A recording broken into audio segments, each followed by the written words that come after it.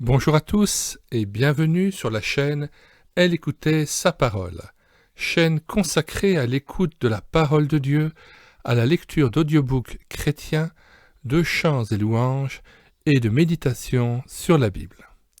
Nous allons continuer notre méditation sur les répétitions de Dieu au travers de la poursuite de l'étude de la lettre de Jésus à la 5e église de Sardes dans le livre de l'Apocalypse. Dans cette vidéo, nous essaierons de comprendre comment et pourquoi Jésus dénonce l'état de mort spirituelle de cette communauté et les ordres, à vrai dire, sévères et pressants qu'il donne pour revenir à une relation authentique et vivante avec lui. Nous prenons soin au préalable de relire cette lettre. Apocalypse 3, écrit à l'ange de l'église de Sardes. Voici ce que dit celui qui a les 7 esprits de Dieu et les 7 étoiles. Je connais tes œuvres, je sais que tu passes pour être vivant et tu es mort. Sois vigilant et affermis le reste qui est près de mourir, car je n'ai pas trouvé tes œuvres parfaites devant mon Dieu. Rappelle-toi donc comment tu as reçu et entendu, et garde et repens-toi. Si tu ne veilles pas, je viendrai comme un voleur, et tu ne sauras pas à quelle heure je viendrai sur toi. Cependant tu as à Sardes quelques hommes qui n'ont pas souillé leurs vêtements. Ils marcheront avec moi en vêtements blancs, parce qu'ils en sont dignes. Celui qui vaincra sera revêtu ainsi de vêtements blancs. Je n'effacerai point son nom du livre de vie, et je confesserai son nom devant mon Père et devant ses anges. Que celui qui a des oreilles entende ce que l'Esprit dit aux églises. Ah, je connais tes œuvres. Cette expression est répétée à chaque fois dans les 7 lettres.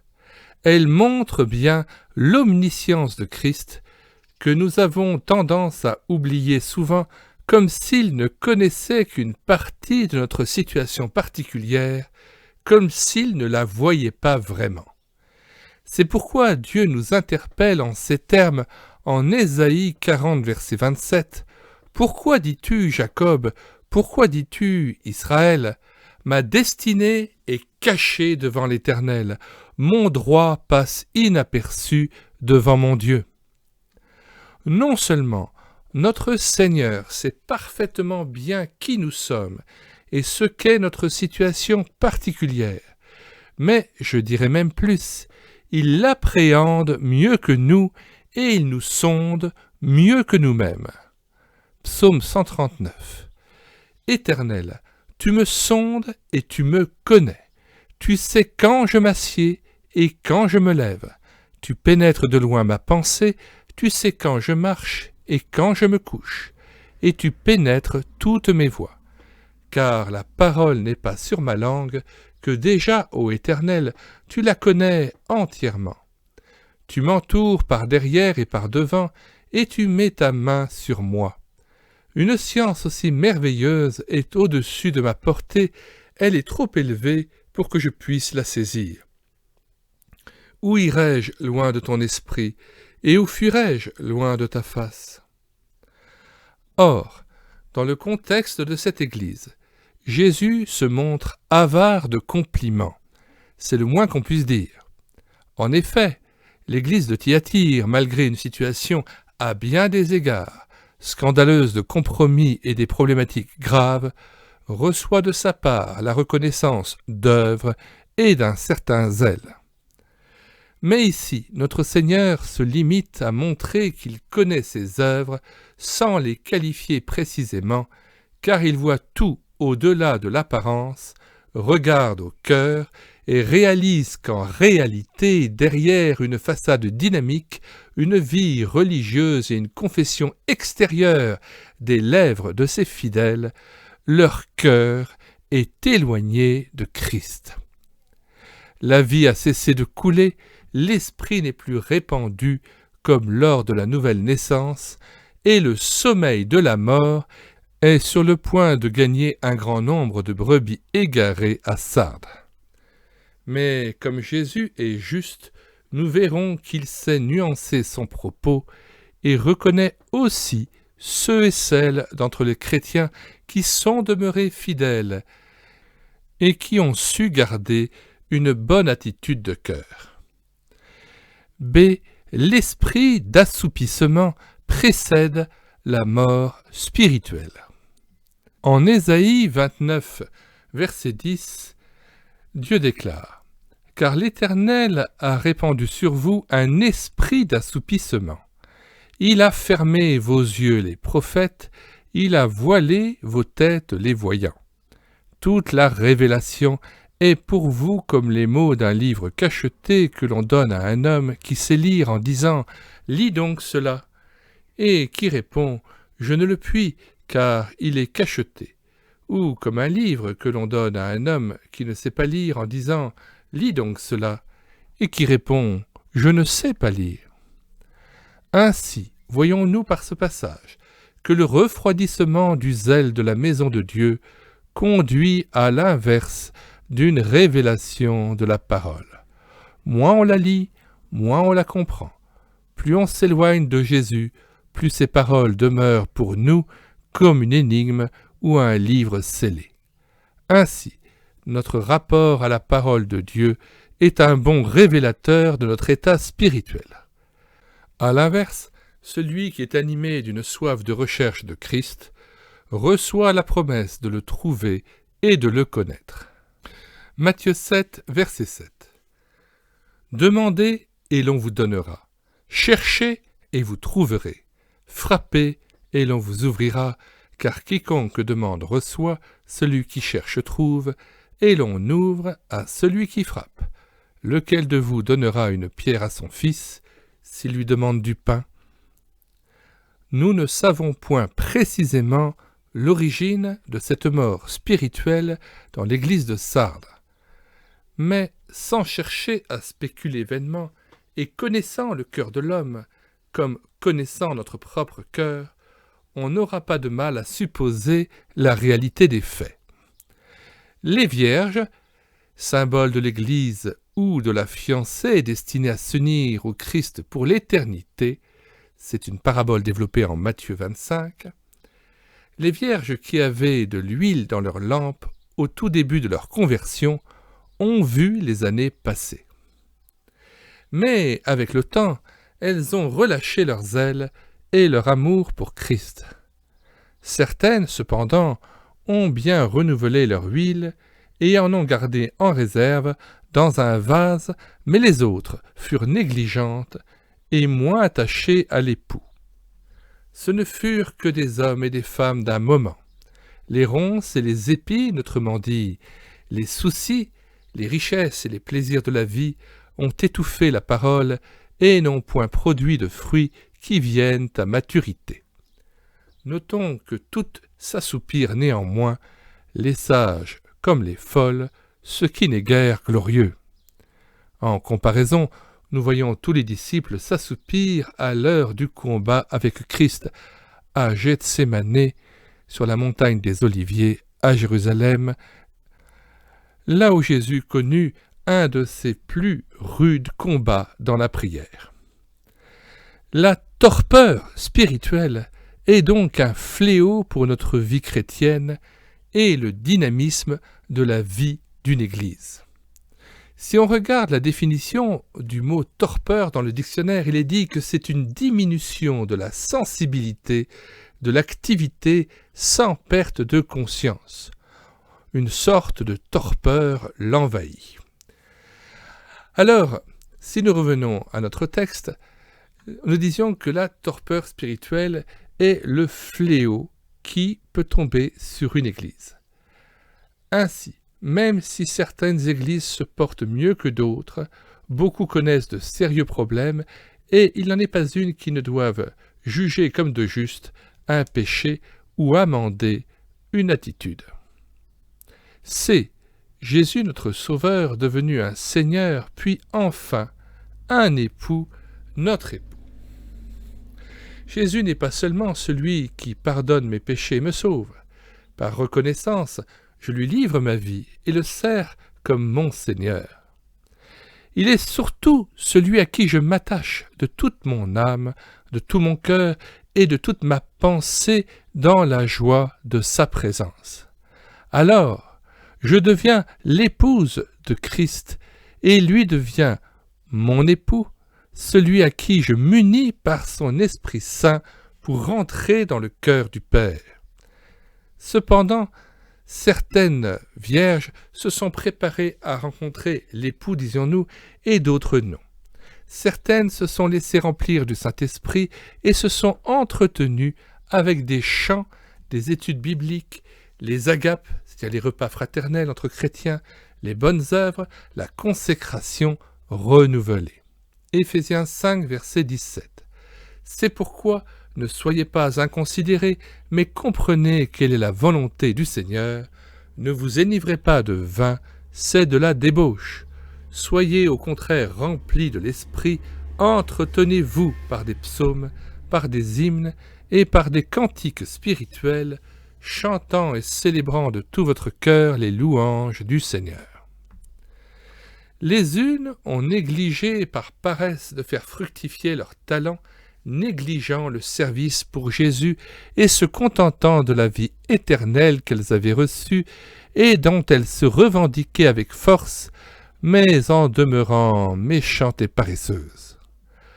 Consommatrices passives de la grâce, elles ont oublié que Jésus n'était pas seulement un sauveur, terme curieusement présent uniquement 16 fois dans le Nouveau Testament, mais aussi et surtout destiné à devenir le Seigneur de leur vie.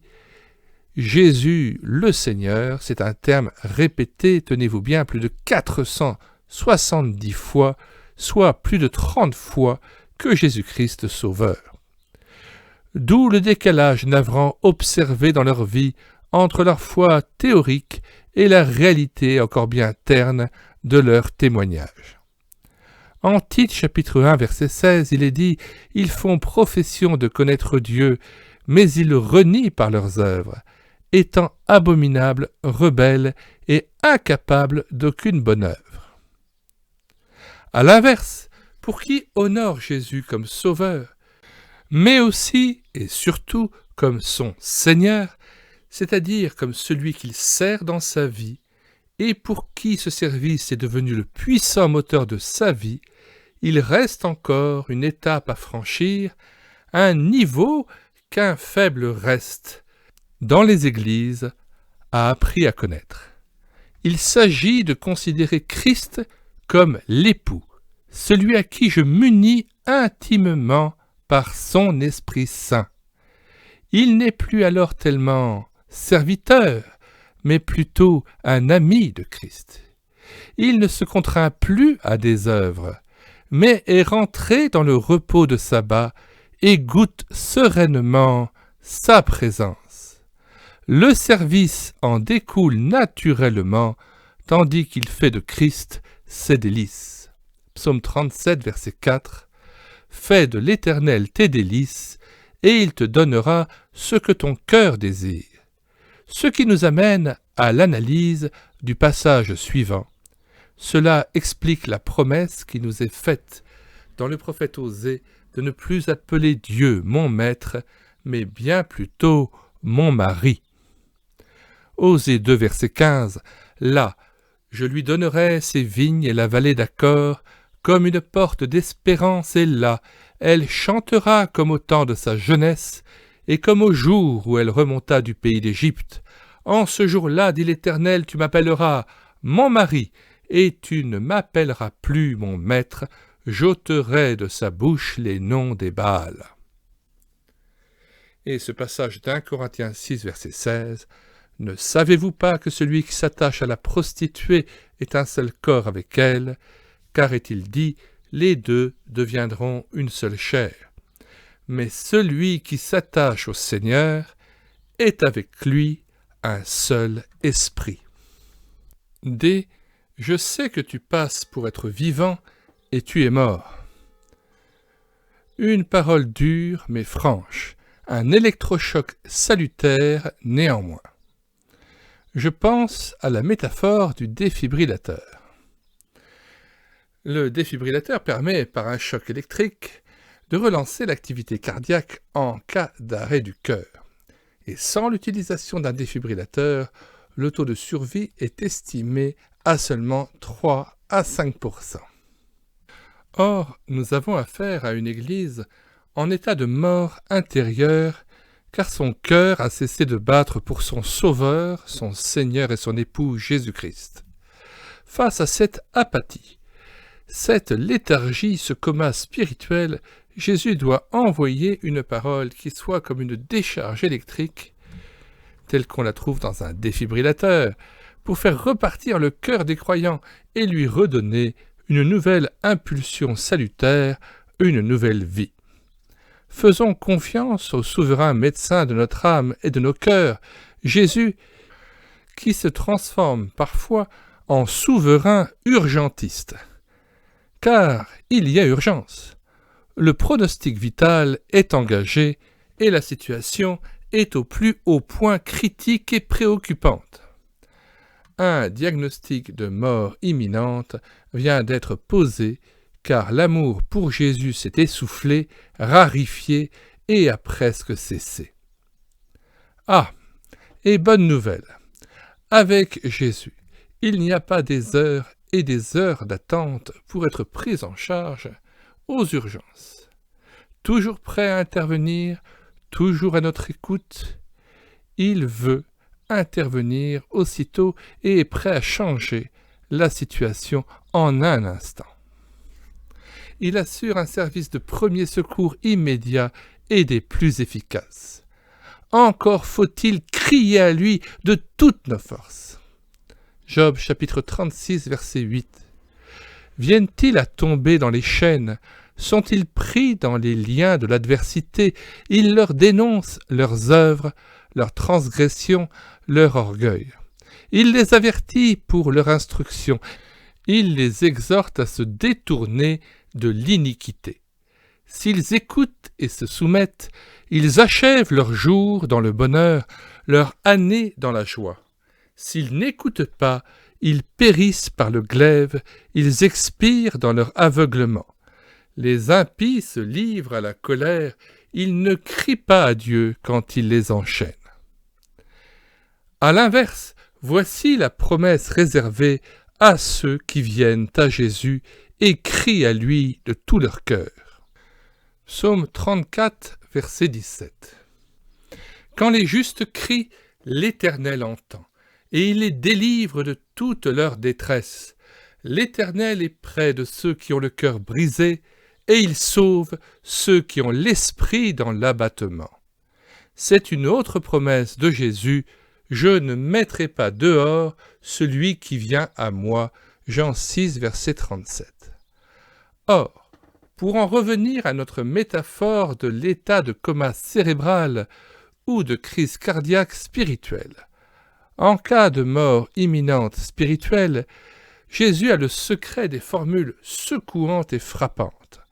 Quand la vie est en jeu, il est normal qu'il n'y aille pas de main morte, ni avec le dos de la cuillère, selon l'expression populaire consacrée. Christ nous étonne toujours, et nous scandalise parfois, notamment quand, souvenons-nous-en, il osa se confectionner un fouet avec des cordes pour chasser les marchands du temple.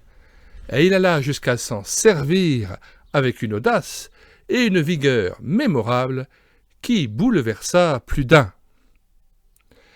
En conclusion, acceptons-nous ces réprimandes afin que nous recevions son esprit? Faisons-nous rentrer l'épée de sa parole dans nos cœurs? Méditons ce passage de Proverbes, chapitre 1, verset 23. « Tournez-vous pour écouter mes réprimandes. Voici, je répandrai sur vous mon esprit, je vous ferai connaître mes paroles. » Donc, écoutons ce que Jésus a à nous dire pour revenir à la vie. Jean 8, verset 36.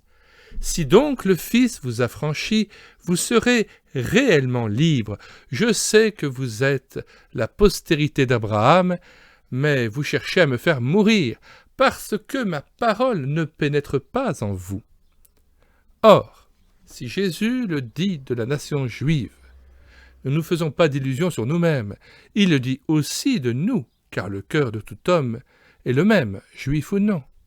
La parole de Christ ne pénètre pas en nous naturellement, et nous refusons farouchement qu'il transperce notre cœur à la croix. Un travail sur nous-mêmes pour juger l'hypocrisie religieuse. Matthieu 23, verset 27. Malheur à vous, scribes et pharisiens hypocrites, parce que vous ressemblez à des sépulcres blanchis qui paraissent beaux au dehors, et qui au dedans sont pleins d'ossements de mort et de toute espèce d'impureté. Vous de même, au dehors, vous paraissez justes aux hommes, mais au dedans, vous êtes pleins d'hypocrisie et d'iniquité. Quand on commence notre vie chrétienne, au début, tout est beau, tout est bon, tout est formidable, et puis Jésus commence à faire un travail de fond, et veut nettoyer l'intérieur de la coupe. Jean chapitre 8, verset 26. J'ai beaucoup de choses à dire de vous et à juger en vous.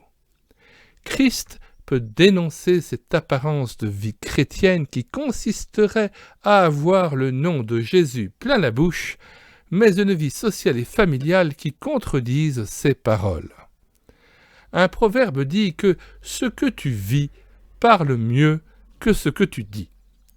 À nous de juger ce décalage pénible entre nos prétentions à la foi et une vie qui concrètement risque de le déshonorer.